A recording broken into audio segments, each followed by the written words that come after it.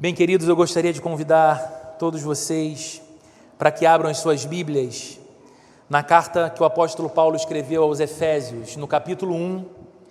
Hoje nós vamos ler os dois últimos versículos desse capítulo. Efésios, no capítulo 1, versículos 22 e 23. Se você está conectado online aqui pela primeira vez com a gente, ou se você está nos visitando hoje pela primeira vez, nós estamos aqui desde o início de março, nessa série de mensagens bíblicas, mensagens de reflexão na palavra de Deus, no texto da carta aos Efésios, carta escrita pelo apóstolo Paulo. Se você tiver o interesse, e eu te aconselho a isso, você pode procurar tanto no YouTube, como também nas plataformas digitais como Spotify, Deezer, Apple Music, Google Podcast, pelas outras mensagens. Toda essa série de mensagens se encontra disponível para que você possa ouvir ou assistir através dessas plataformas e assim você ter uma ideia mais profunda do que esse texto está falando.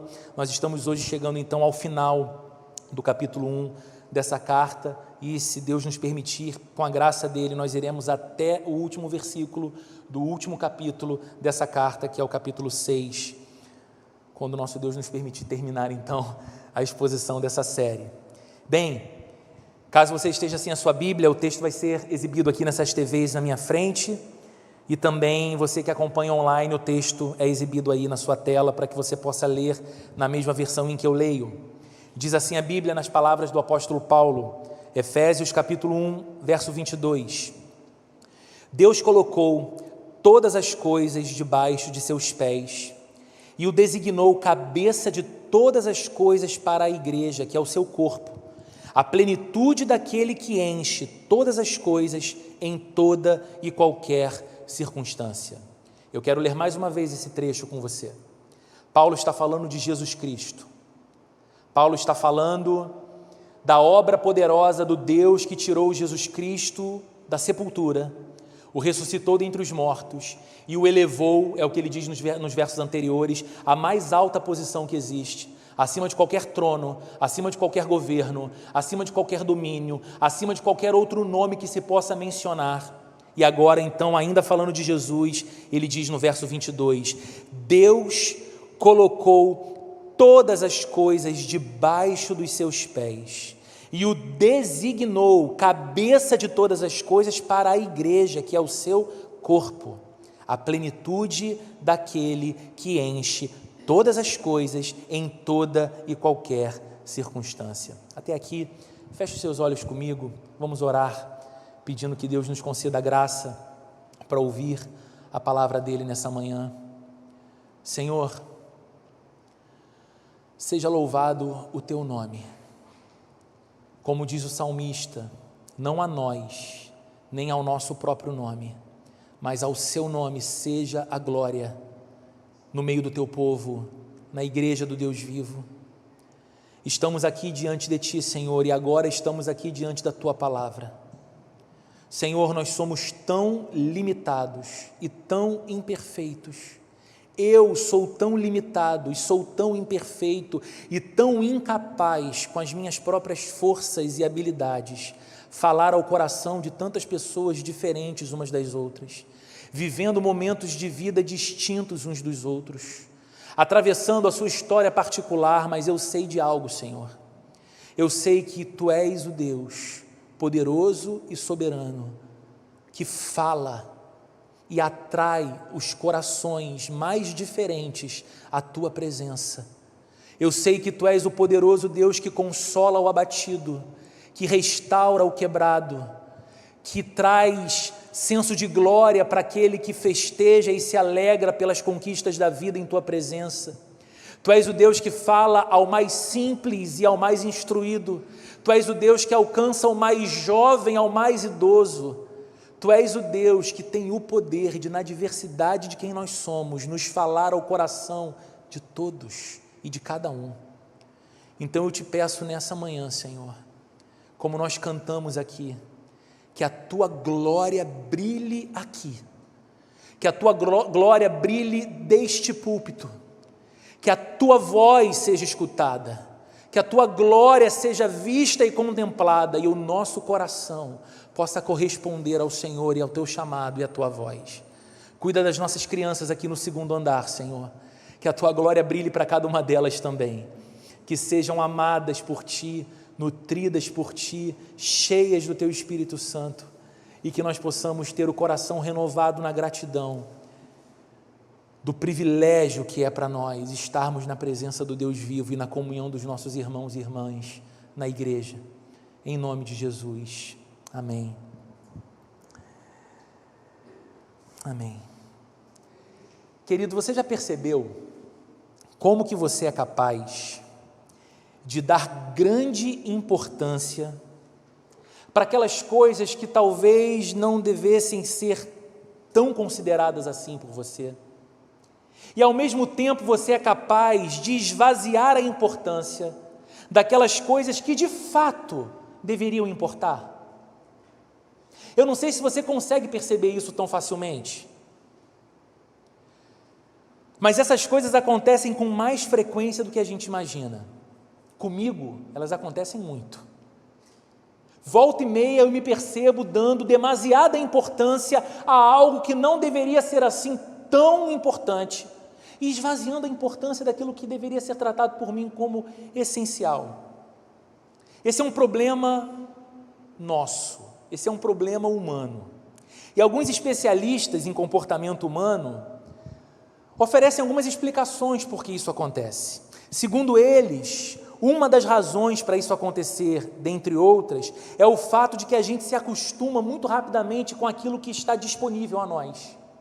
Aquilo que é muito frequente, aquilo que é muito constante, aquilo que está muito acessível, aquilo que convive cotidianamente conosco, é rapidamente naturalizado por nós, e embora importante, essencial, geralmente tem a sua importância relativizada ou esvaziada ou diminuída por nós. E aí nós temos uma outra tendência, que é de dar demasiada importância a coisas novas, o novo empolga a gente, ou aquelas coisas e pessoas que de alguma forma a gente considera algo mais raro, algo menos frequente, algo não tão acessível.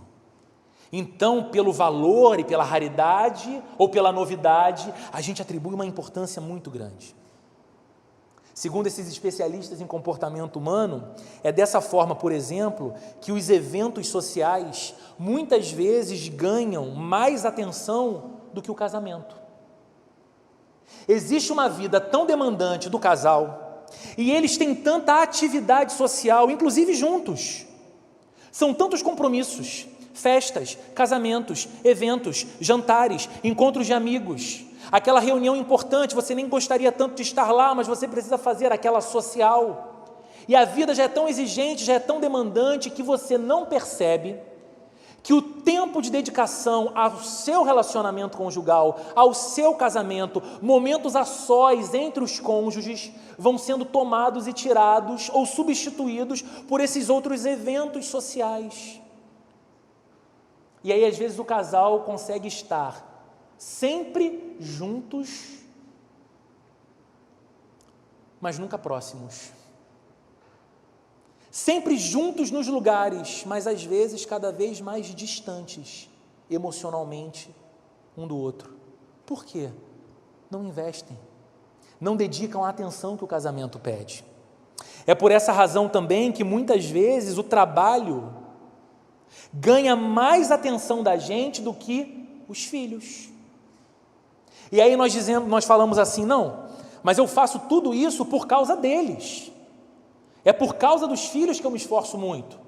Eu estou trabalhando para deixar um legado, eu estou trabalhando para deixar um conforto, eu estou trabalhando para prover a eles coisas que são essenciais para eles, e nos esquecemos que nessa rotina em que a gente sai de casa e o filho está dormindo, e a gente volta para casa e o filho está dormindo, e o filho tem mais contato com o babá, com a tia da escola, com o professor de educação física, do que com o pai, com a mãe, nós estamos privando dessas crianças aquilo que é mais importante do que o nosso dinheiro, do que o conforto de um bom apartamento ou de viagens maravilhosas, a nossa presença, a nossa companhia, a segurança emocional que vem desse contato, dessa presença.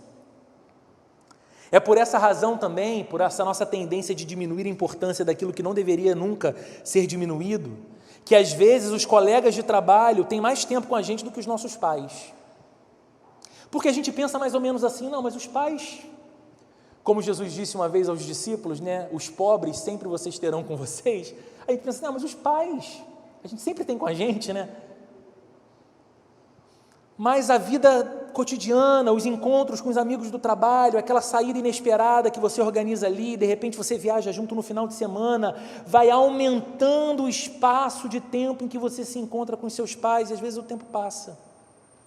E chega uma fase que é terrível quando a pessoa precisa lidar com aquela frase que é dita aqui e ali, só foi dar importância quando já não tinha mais. É por essa razão também que muitas vezes o dinheiro importa mais do que a saúde que a gente perde para ganhar dinheiro. Algum sábio já disse no passado o seguinte: o ser humano é muito curioso. Ele perde a sua saúde para ganhar dinheiro e no final da vida gasta o dinheiro que ganhou para tentar recuperar a saúde que perdeu. É uma inversão.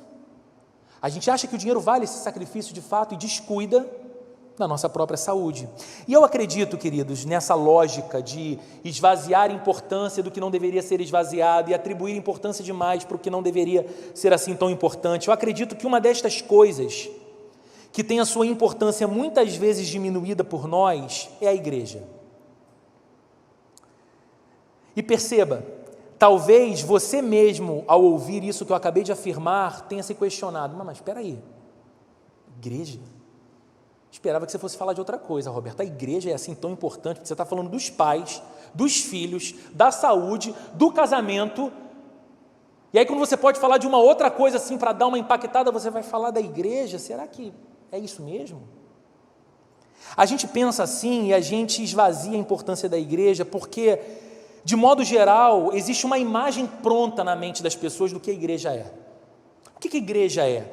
No geral, a igreja é um lugar para onde nós vamos com alguma regularidade. Se tudo corre bem, e se nós temos uma relação legal com a igreja, a gente tem uma regularidade assim semanal. Uma vez por semana a gente vai lá naquele lugar que a gente chama de igreja, alguns nem isso. O que é igreja? A igreja é aquele ambiente onde a gente canta, onde a gente ora, onde a gente escuta uma mensagem que nos fala sobre Deus, de como Deus cuida da gente, de como Deus pode transformar a nossa vida positivamente, de como a vida com Deus faz bem para a gente, e isso é tudo meio que previsível, a gente sabe que é assim. A pessoa tem alguma experiência com igreja, então ela diz, olha, eu sei que eu vou chegar, vai ter música, vai ter oração, vai ter um momento que eu vou ficar sentadinho por alguns minutos escutando alguém falando, esperando que aquela pessoa prenda a minha atenção com o que ela tem para me dizer, de modo que tenha valido a pena de fato eu sair de casa para ouvi-la. A gente tem essa ideia geral de igreja, pensamos em igreja como um espaço físico, um lugar, um prédio, uma estrutura que reúne pessoas, com as quais nós podemos, se tivermos muita sorte, construir inclusive alguns bons relacionamentos. E geralmente para por aí a compreensão do que igreja é. Ela deixa de ser importante? Não, ela é importante, ela é um lugar especial para mim. Inclusive, Roberto, eu me envolvo, assim, quando eu posso e quando eu quero, eu até me envolvo com a igreja. Mas, em geral, a imagem do que a igreja é, não é nada muito além disso que a gente falou aqui. Um lugar para onde eu vou com regularidade, onde eu encontro algumas pessoas, onde acontece um culto. Acontece que a igreja de Jesus, conforme descrita na Bíblia, ela é muito mais do que isso. Ela é muito mais do que essa coisa simples e simplória, na verdade, que nós delimitamos aqui e no texto que nós lemos hoje. Texto que encerra esse capítulo 1 da carta aos Efésios. Paulo nos apresenta a grande beleza da igreja. E Paulo nos apresenta a singular importância da igreja, tanto na nossa vida individual, como no mundo como um todo. Então, sim, nós estamos falando dessa manhã, esse texto está nos falando nessa manhã de algo absurdamente importante para Deus e determinantemente importante para nós, ainda que muitas vezes tendo a sua importância diminuída em nosso coração. E eu quero acompanhar com você, palavra por palavra, do que Paulo diz aqui a partir do verso 22, veja mais uma vez comigo. Ele começa dizendo, Deus colocou todas as coisas debaixo de seus pés. Como eu disse, Paulo está falando de Cristo. Paulo está falando do poder que há em Jesus e do lugar que Jesus ocupa. Que Jesus Cristo não é mais um corpo pendurado numa cruz ou um corpo inerte dentro de um sepulcro, mas que Ele ressuscitou e Ele está assentado no trono do universo, e diz agora Paulo que Deus colocou todas as coisas debaixo de seus pés. E não é uma linguagem de exagero. Paulo não está usando uma hipérbole. Paulo não está dizendo o seguinte: olha, muitas coisas na vida e no mundo agora estão debaixo do governo de Jesus, mas como eu não consigo descrever a lista de todas elas, eu vou exagerar aqui e vou dizer, todas as coisas estão. Não, Paulo é intencional nessa frase. Ele está dizendo que não há nada na vida, não há nada no mundo, não há nada na criação, desde a força das marés ao movimento dos corpos celestes, passando pelos animais e pela sua vida e pelas suas emoções, todas as coisas estão sujeitas a Cristo, debaixo do governo de Cristo. Essa é uma outra forma de Paulo dizer uma frase que nós conhecemos muito bem: Jesus Cristo é o Senhor. Com certeza você conhece essa expressão. Talvez você já tenha cantado sobre ela, talvez você já tenha visto ela em alguns adesivos ou até mesmo em placas em templos religiosos espalhados por aí.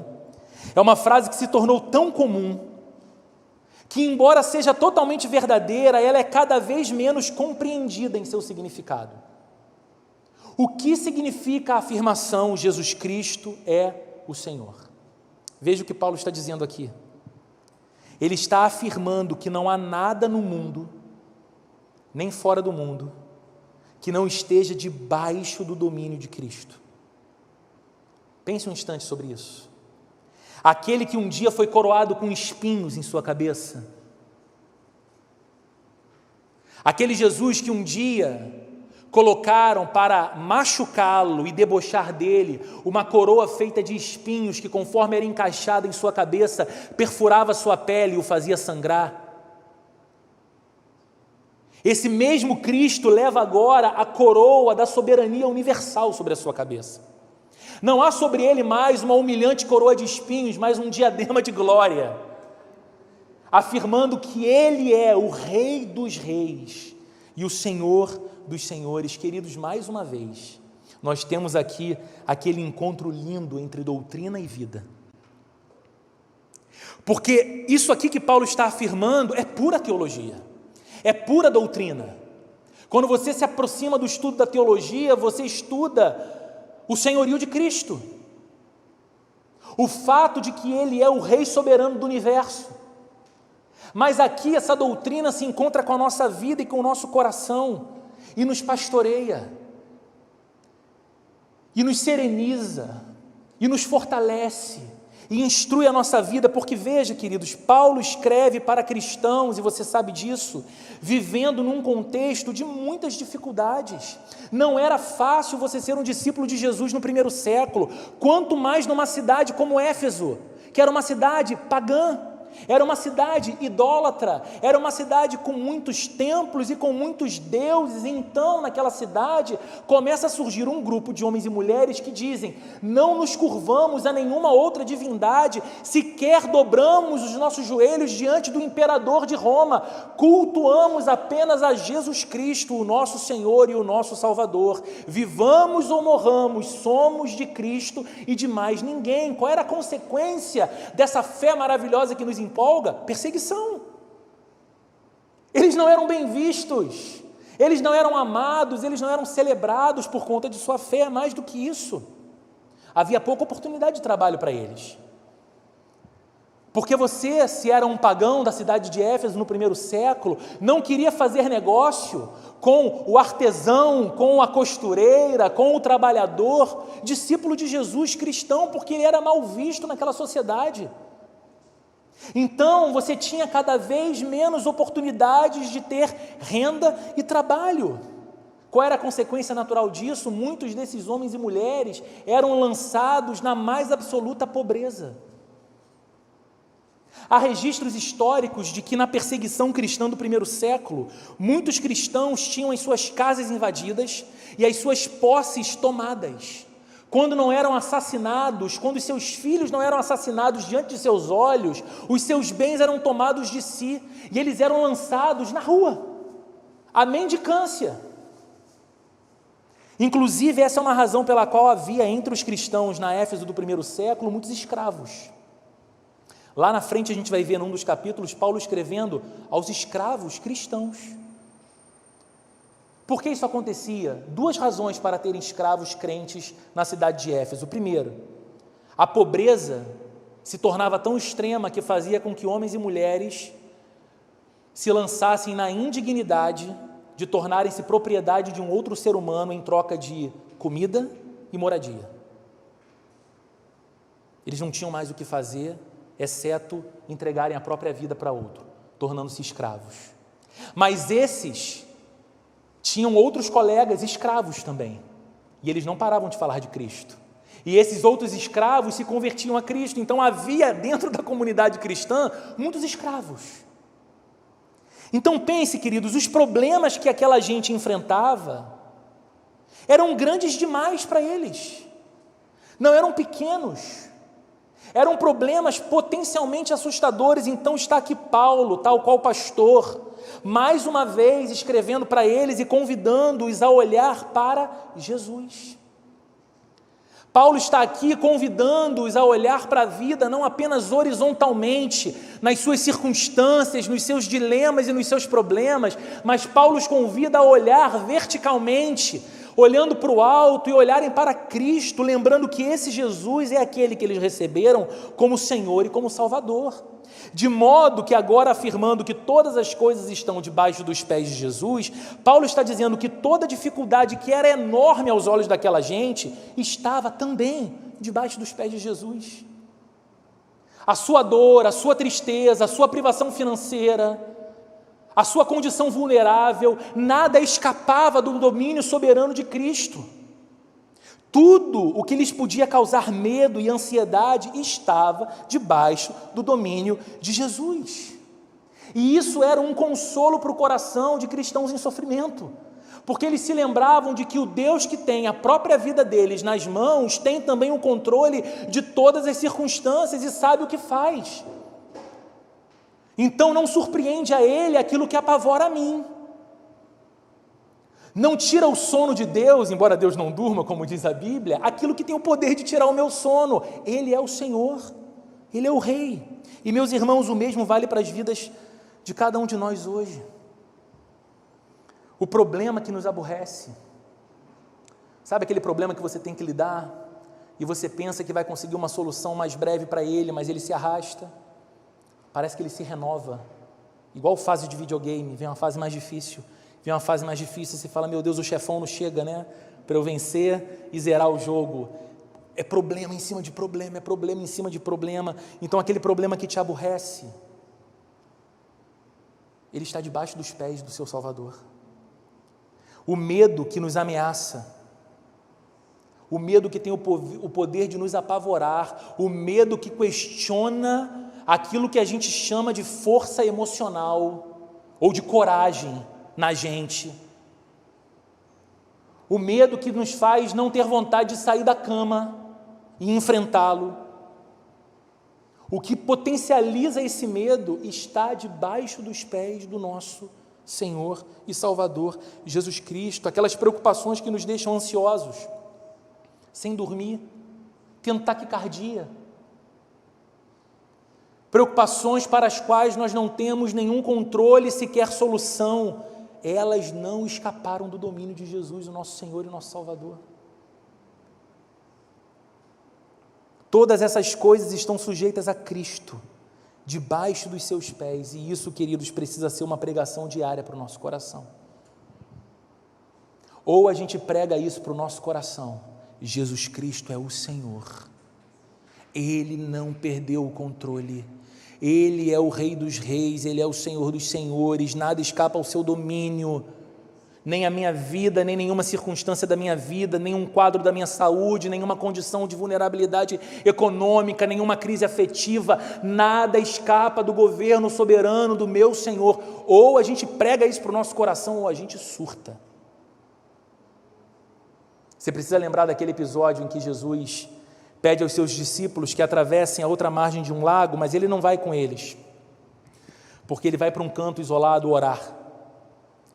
E aí, determinada hora, o tempo muda, o mar se agita e os discípulos no barco estão desesperados, porque embora pescadores experientes, eles não conseguem controlar a fúria daquele mar e eles acreditam que vão morrer. Pior do que isso, eles têm a sensação de que vem um fantasma. Por quê? Porque Jesus, diz a Bíblia, vai ao encontro deles andando sobre as águas. E aí a gente conhece a história, Jesus entra no barco deles, acalma aquela tempestade e tudo fica bem, mas tem uma mensagem maravilhosa nessa passagem.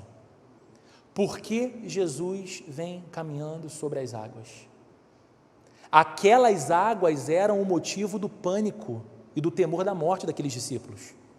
Era por causa daquelas águas sem controle e agitadas que eles acreditavam que chegou o fim e que eles iam morrer. E de repente eles veem o seu Cristo, o seu Senhor, andando sobre aquelas águas como quem diz: o medo que apavora você está debaixo dos meus pés, eu sou o Senhor sobre essas circunstâncias, queridos. Ou pregamos isso para o nosso coração, ou a vida nos enlouquece. Isso é uma verdade que não pode escapar de nós. Jesus é o Senhor sobre todas as coisas, mas o texto nos fala algo mais. Razão pela qual eu falei de igreja aqui ainda agora. A razão pela qual eu falei da importância da igreja, porque além de ser Senhor sobre todas as coisas, o texto que nós lemos, Paulo diz que Jesus é também o cabeça da igreja, e que a igreja é o corpo de Cristo.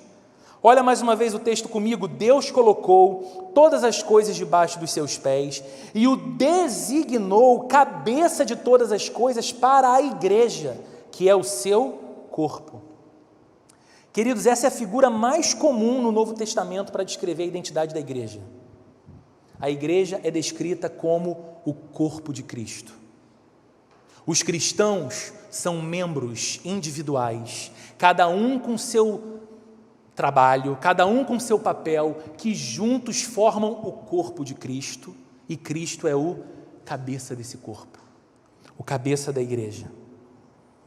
Essa declaração que Paulo faz de que Deus, o Pai, designou a Jesus como cabeça de todas as coisas para a igreja, precisa nos fazer afirmar uma coisa.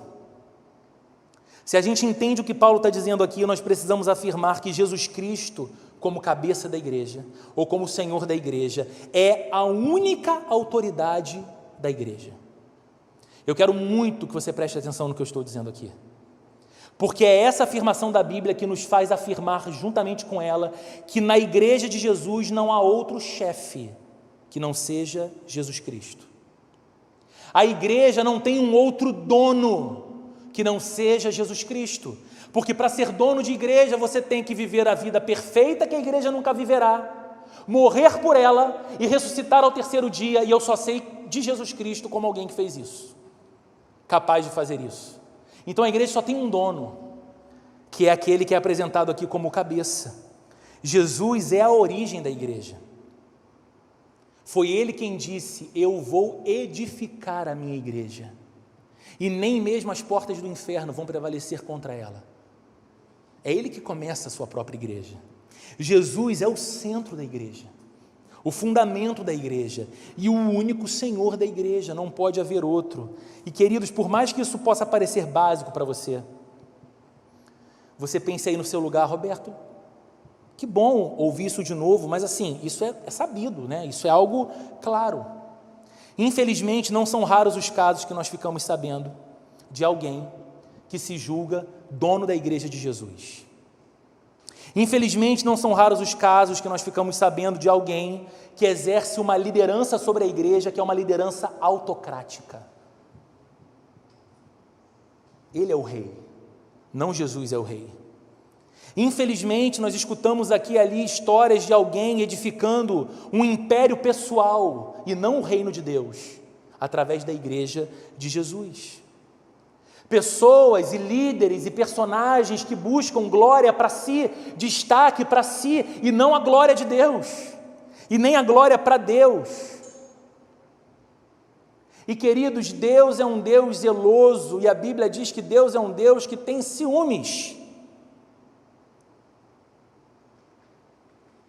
Essa afirmação que o texto nos faz precisa ser muito clara no nosso coração, quando nos relacionamos com a igreja, seja essa comunidade cristã, qual for, de que só há um dono, de que só há um líder central, que só há um grande chefe, que é o próprio Cristo, e todos os demais são servos dele, servem para a glória dele, apontam para ele, dependem dele. Qual é então o maior teste para saber se uma igreja é verdadeiramente cristã? Eu acho que essa é uma pergunta que nos cabe. Aliás, para nós que estamos aqui, e para você que está online, qual é o maior teste para saber se essa igreja é uma igreja verdadeiramente cristã ou não? E você precisa fazer esse teste, para que você não seja simplesmente levado por qualquer coisa que é dita. Há algumas respostas para essa pergunta. Primeiro, Jesus é a pessoa mais importante daquele lugar. É nítido que aquele lugar é um lugar voltado e centrado na pessoa de Jesus. É Jesus quem mais aparece naquele lugar. É a glória de Jesus que mais se busca naquele lugar. Ele é o nome exaltado, Ele é o nome honrado, Ele é o nome respeitado acima de qualquer coisa. Jesus é o centro das canções. O que se canta ali exalta a Cristo, sua obra, seu amor, a sua salvação, ou é a música do homem para o homem? Jesus é o centro da pregação.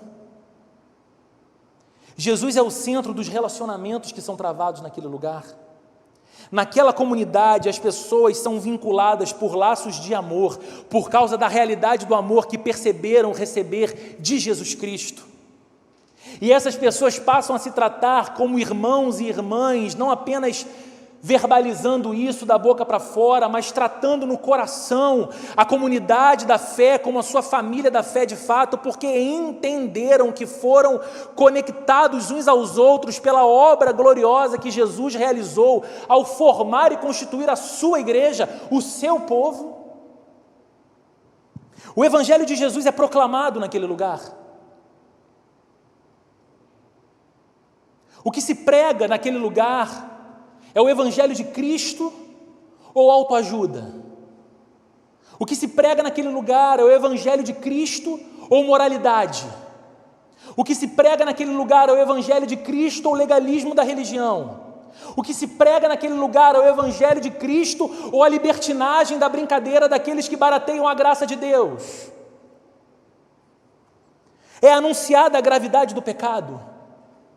Ao mesmo tempo, é anunciada a oferta de salvação pela graça, que transforma pecadores em santos para Deus. É proclamado o poder do Evangelho que transforma a gente quebrada em gente restaurada.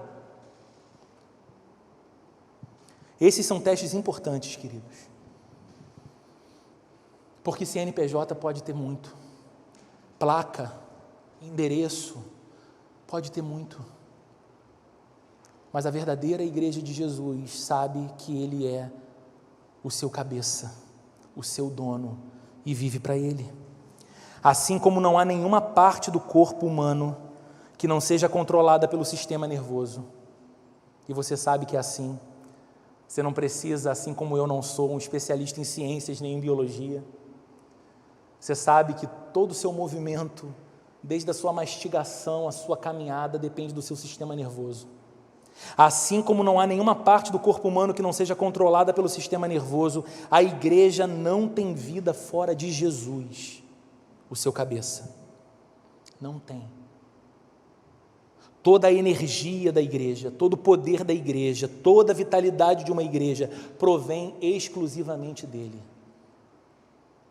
Então, se você está num lugar em que Jesus não é o centro daquele lugar, nem é o dono daquela igreja, você não está numa comunidade viva, num corpo vivo, mas num corpo morto. Se você trava relacionamentos com as pessoas, e esses relacionamentos sociais se dão debaixo de um teto chamado igreja, mas Jesus não é o vínculo que te une ao seu irmão e à sua irmã, Jesus não é aquele que livra você da sua zona de conforto e te faz amar e servir ao seu irmão e ao seu próximo, você está inserido num corpo morto, não num corpo vivo. Há um só cabeça, de onde vêm todas as coisas, e nós somos membros individuais que juntos formamos o corpo de Cristo. Mas há ainda uma glória a respeito da igreja aqui nesse texto. Algo que ressalta o quão importante a igreja é e como nós deveríamos ter a igreja em alta conta em nossas vidas. Leia mais uma vez o texto comigo. Deus colocou todas as coisas debaixo de seus pés e o designou cabeça de todas as coisas para a igreja, que é o seu corpo. E agora uma descrição da igreja: a plenitude daquele que enche todas as coisas em toda e qualquer circunstância.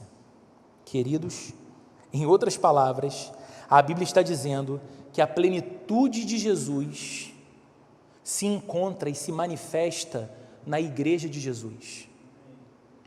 Eu vou dizer isso outra vez.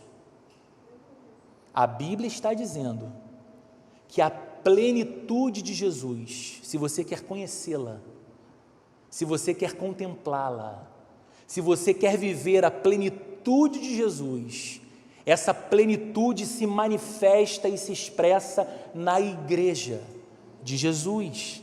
Por que é importante falar isso quase que pausadamente outra vez? Porque nós vivemos num tempo em que as pessoas querem a espiritualidade de Jesus. Porque é legal você ter espiritualidade. É legal você dizer que curte Jesus. É legal você falar que tem lido o Sermão do Monte. É legal você falar que Jesus foi o maior líder que já existiu, o maior psicólogo que já existiu, o maior educador que já existiu, o maior mestre que já existiu. E você dizer o seguinte: olha, eu quero essa relação com Jesus, porque eu acho Jesus fenomenal, eu me interesso muito por Ele, mas elas não querem a vida da igreja de Jesus. E dizem assim: olha, Jesus sim, igreja não. Elas querem as bênçãos que a identificação com Jesus pode lhes oferecer. Olha, eu sou um seguidor de Jesus, eu sou uma seguidora de Jesus, eu gosto muito de Jesus, eu espero que Ele me abençoe e cuide de mim, mas elas não querem servir a igreja de Jesus. Mas de acordo com a Bíblia, essa separação, Jesus eu quero, a igreja não. Jesus eu valorizo muito, a igreja não tanto.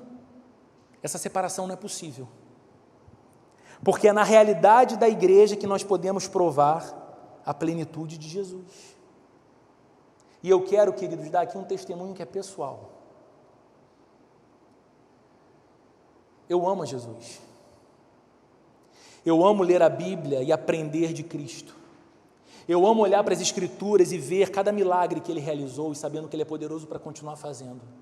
Eu amo ler as Escrituras e ver cada palavra que Ele disse que deixava religiosos engessados, completamente emudecidos, e pessoas tidas como escória da sociedade, encantadas por Deus. É impressionante ler o que Jesus falava, é impressionante ver a obra da cruz que Ele realizou pela salvação de todos nós, mas meu querido amigo e minha querida amiga, foi na igreja, foi através da igreja, na interação da igreja, que a doçura de Jesus, que a beleza de Jesus e que a glória de Jesus mais se manifestaram em minha vida. Foi nos relacionamentos com pessoas tão diferentes de mim, tão imperfeitas como eu, que eu vi o brilho da glória do Cristo que me amou, que cuidava de mim, que me ensinava, que me corrigia, que me dava oportunidade de servi-lo, servindo ao outro, servindo ao próximo. É na realidade da igreja que nós podemos provar a plenitude de Jesus, e mais ainda, é como igreja, e somente como igreja, que nós revelamos a plenitude de Jesus ao mundo. Eu infelizmente não tenho tempo de fazer isso aqui, mas se você puder depois, abra na sua casa João, Evangelho de João, capítulo 17. Se você não puder ler o capítulo todo, leia a partir do verso 20.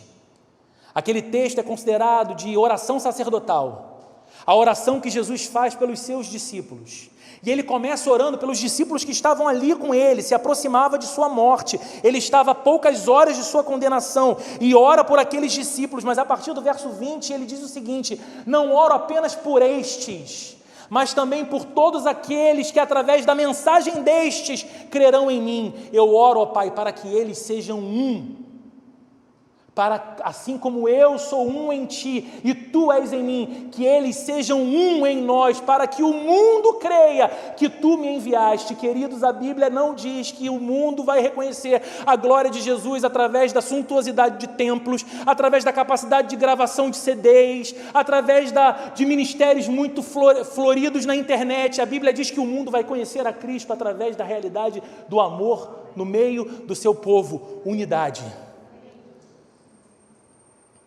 E é muito mais fácil a gente se identificar com o prédio, com o movimento, com a música, com o líder, com a novidade e manter o nosso coração distante da unidade com os irmãos.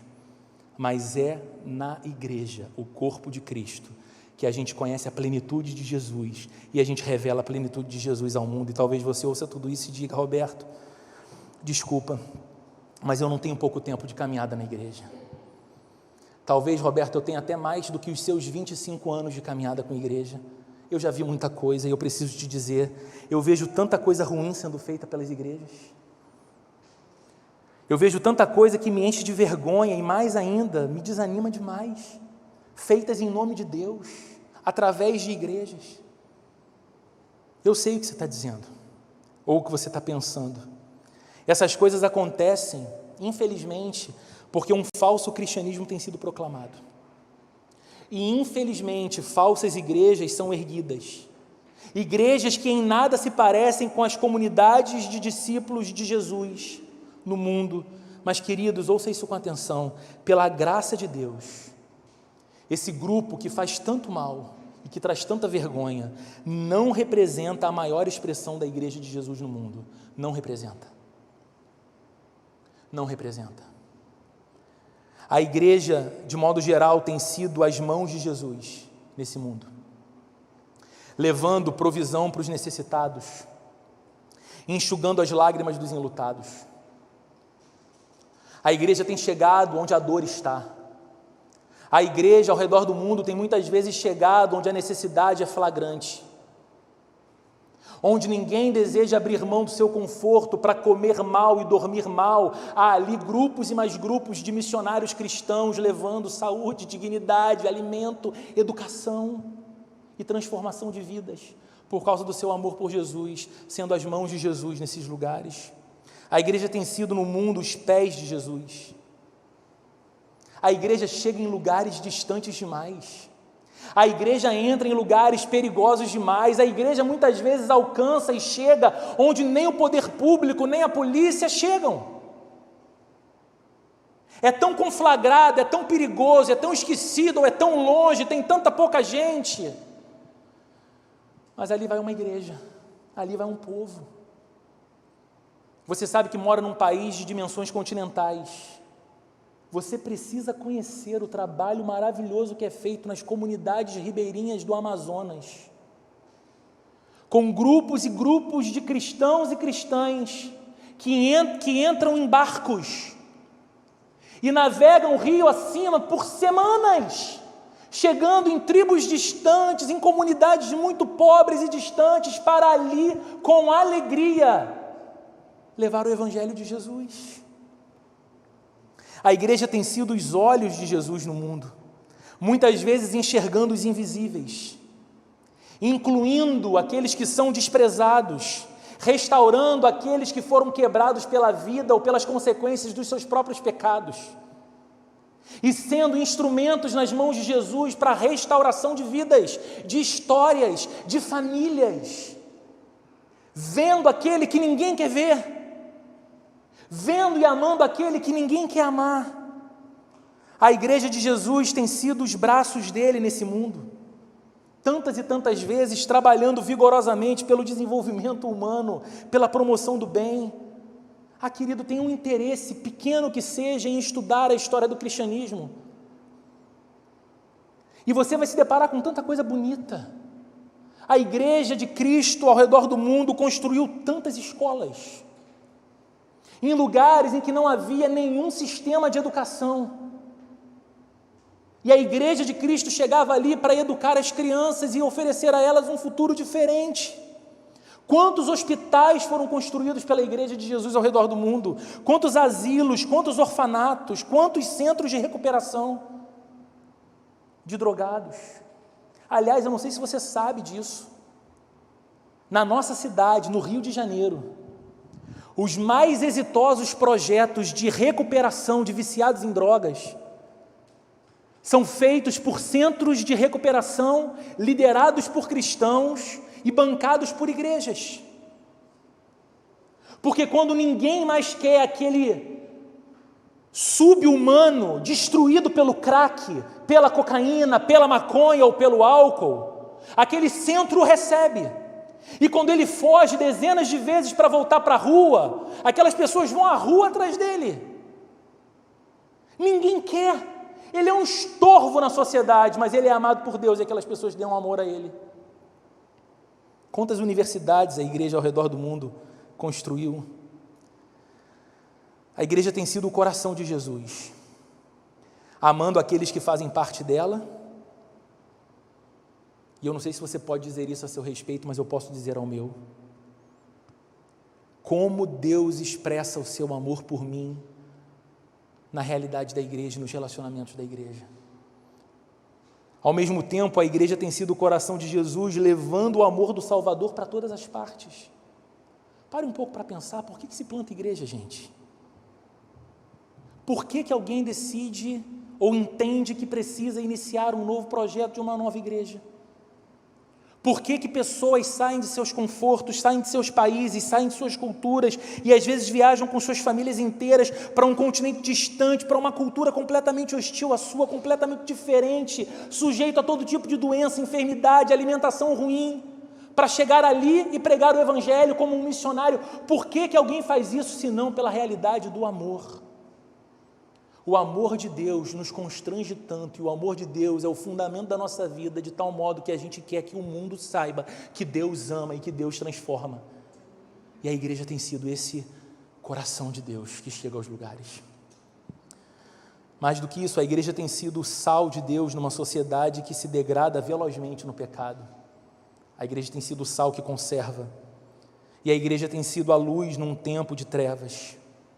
A igreja é a família de Jesus, onde desconhecidos se tornam irmãos e irmãs e pessoas recebem esperança, pessoas encontram a paz, pessoas descobrem o propósito para o qual foram criadas. Queridos, desprezar a igreja ou diminuir a sua importância é desprezar o Cristo que é a cabeça da igreja e diminuir a importância da obra que ele fez na cruz do Calvário, porque aquilo que ele fez não foi exclusivamente para você individualmente, foi para constituir um povo próprio, seu, peculiar, a sua igreja.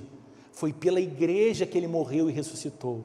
E quando você diz, Cristo eu quero, igreja não, porque a igreja tem problema, você esquece de duas coisas. Primeiro, você é um dos motivos do problema da igreja, com os seus pecados, com as suas características próprias, com a sua falta de misericórdia, compaixão, graça, generosidade, senso de serviço, você é um dos problemas. Segundo, você esquece o valor e o amor que o seu Jesus, que o seu Salvador atribui à própria igreja dele. E quando você a despreza, silenciosamente você quase se considera mais sábio, mais santo e mais justo do que o próprio Cristo. Porque você diz, Jesus, você até ama, mas se eu fosse o Senhor, pensava direitinho nesse negócio aí. Bom, queridos, eu quero concluir de um modo um pouco diferente do que costumo fazer, mas eu queria falar aqui tópicos para que você guarde e possa praticar. Em primeiro lugar, para guardar e para praticar, Jesus é o Senhor, lembre disso.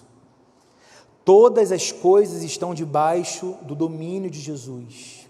Então, lembre disso nos dias de sua luta. Lembre disso nos dias tristes que você atravessa. Lembre disso naqueles instantes de muita preocupação e de muito medo. Você não é senhor de nada, você não é senhora de nada, você não consegue controlar, governar a sua própria vida e as circunstâncias, mas o seu Cristo é Senhor. Ele é Rei dos reis, Ele é Senhor dos senhores. Guarde isso, mas pratique isso. Guarde isso, mas pregue isso para o seu coração.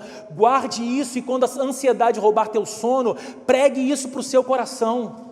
Eu vou dormir, eu vou descansar, porque aquele que é meu Senhor não dorme, não descansa, Ele cuida de mim. E todas as circunstâncias já estão debaixo dos pés dEle. Segundo, guarde isso. Jesus é o dono da igreja. Ele é o principal líder. Ele é o cabeça. Então tudo na igreja e todos na igreja precisam estar a serviço do seu Senhor. Ele não compartilha a glória dele com ninguém. Ele não divide a autoridade dele com ninguém. Toda e qualquer expressão de autoridade na igreja é uma autoridade concedida por aquele que é o Todo-Poderoso. Então tudo na igreja precisa ser sobre Jesus. E tudo na igreja precisa ser para Jesus. Então pratique isso.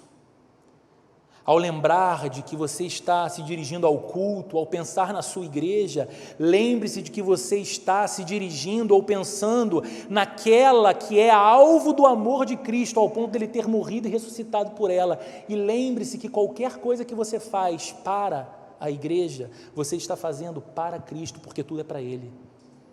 Então, quando você decidir servir, quando você decidir se envolver, quando você decidir contribuir, quando você decidir usar da sua generosidade, lembre que o que você está fazendo não é para uma estrutura, não é para um amigo, não é para algum líder humano, você está fazendo aquilo para aquele que é o seu Senhor e o seu Rei, o seu Cristo. Terceiro, guarde isso, a igreja é importante. Ela recebeu uma missão maravilhosa, de ser a plenitude de Cristo e expressar a plenitude de Cristo. Então, a igreja não pode ser diminuída por nós. A igreja, que é esse corpo de gente imperfeita, e falando da nossa igreja, essa gente imperfeita começa daqui, é daqui para aí. Eu sou o primeiro a me definir assim. Esse corpo de gente imperfeita, limitada, com seus problemas, é misteriosamente a glória de Cristo, a manifestação da sua plenitude. Então a gente não pode desprezar isso, a gente não pode diminuir isso de forma nenhuma. E eu quero falar para você que nessa manhã ouve tudo isso e talvez pense, mas eu não sou um crente, eu não sou alguém que participa de igreja, eu estou aqui porque alguém me mandou esse link dessa transmissão, ou porque alguém me convidou para estar, e me parece que tudo que foi dito aqui não foi dito para mim porque não me envolve. Tudo isso aqui envolve muito mais você do que você imagina. Primeiro, se Jesus não for o seu Senhor, você não tem de fato nenhuma esperança para enfrentar todos os seus desafios, todos os seus problemas e todos os seus dilemas, porque eles são sim insolúveis e todos eles maiores do que vocês. Eles só são menores do que o soberano que se assenta no trono do universo e que precisa ser recebido em seu coração como seu Senhor, como seu Salvador e como seu Rei, de modo que você submeta a sua vida a Ele e Ele governe os seus dias e Ele te dê paz em meio às circunstâncias caóticas. Segundo, você não pode dizer que tem interesse em Jesus e não viver a realidade da comunidade de Jesus. Você não pode viver a experiência de uma fé que é individual e dizer, não, espiritualidade sou eu e Deus e ninguém tem mais nada a ver com isso. Isso serve para o discurso pós-moderno do nosso tempo, mas não serve para a Bíblia.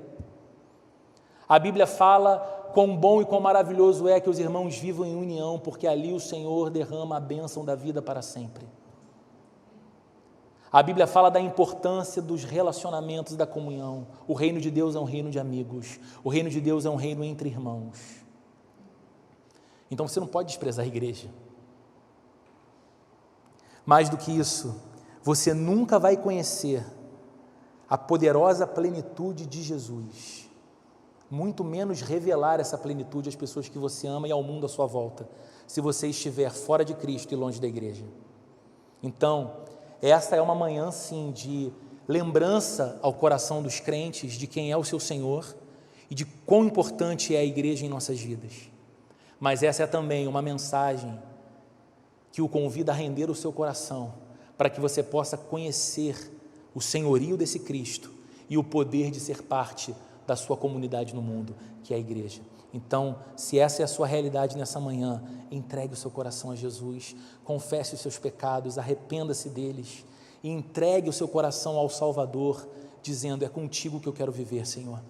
É experimentando o teu poder muito maior do que o poder dos meus medos, das minhas preocupações e dos meus desafios. É isso que eu quero experimentar, e eu quero conhecer o majestoso poder e a plenitude de quem tu és através da igreja do Senhor no mundo. Eu quero ser igreja, eu quero servir na igreja, e eu quero ser a igreja de Cristo em movimento nesse mundo.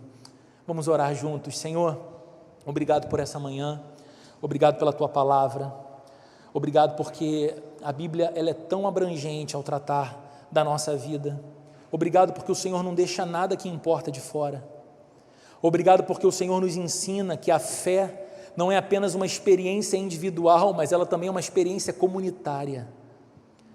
E que no poder da comunidade, na realidade dos relacionamentos, no engajamento como igreja, entendendo que cada um constitui uma parte, é membro de um corpo que só é completo quando cada parte está integrada em obediência àquele que é o cabeça. Só assim somos plenos, só assim temos a nossa vida de fato abundante, só assim provamos da tua plenitude e expressamos, Senhor, a tua plenitude no mundo. Então eu te peço nessa manhã para a vida dos teus filhos e filhas, e me incluo nessa oração, que nós conheçamos, Senhor, o poder do teu senhorio todos os dias. Quando nos depararmos com as nossas lutas, com os grandes desafios que nos assolam, com os problemas que nos visitam, com os medos que nos paralisam, que possamos pregar ao coração essa frase sistematicamente: Jesus Cristo é o Rei dos Reis e Senhor dos Senhores, e todas as coisas estão debaixo de seus pés. Mas que também possamos pregar para o nosso coração, Senhor, a importância central da tua igreja na nossa vida, na nossa história e nesse mundo. E que possamos, como igreja, conhecer a tua plenitude a cada encontro, a cada nova semana e a cada relacionamento travado, que possamos conhecer a Jesus na vida dos nossos irmãos e irmãs, e que possamos, através do amor, através da unidade, através do compromisso com o Evangelho e com a proclamação do teu reino, expressar a esse mundo que Jesus Cristo é o Senhor, não por placas, não por músicas, não por líderes destacados, não por grandes movimentos na sociedade ou nas redes sociais, mas por causa da beleza do amor manifestado entre os seus discípulos, Senhor, na igreja. Que sejamos reconhecidos assim, que proclamemos a plenitude de Jesus assim, e nos alegremos por essa vida. Eu oro por aquele e por aquela que está mais distante, Senhor. Eu oro por aquele e por aquela que não tem encontrado forças nem desejo para se engajar ou se envolver. Aquele ou aquela que acham que, pelo que já passaram, estão mais do que desculpados em seu não envolvimento. Senhor, não há palavra que líder algum possa dizer que mude o sentimento de um coração assim, mas o teu Espírito tem poder de fazer todas as coisas e revelar e reaquecer este coração no teu poder e reapaixonar esse coração pela tua igreja, Senhor. E eu te peço que o Senhor faça isso sobre a vida de tantos que estão mornos, adormecidos, pouco engajados e consequentemente disso, pouco engajados na própria vida de santificação, caminhando sozinhos, andando em solidão. Que o Senhor os traga para perto, que o Senhor nos leve em busca desses amados também, em amor, e que nós possamos ser a cada novo dia uma comunidade que reflete a glória, a plenitude, o amor e a beleza de Jesus. Que o amor de Deus, a graça de nosso Senhor e Salvador Jesus Cristo e a comunhão e a consolação do Espírito Santo esteja presente com cada um de nós aqui, nesse domingo, nessa nova semana e para todo sempre, Senhor. Amém e amém.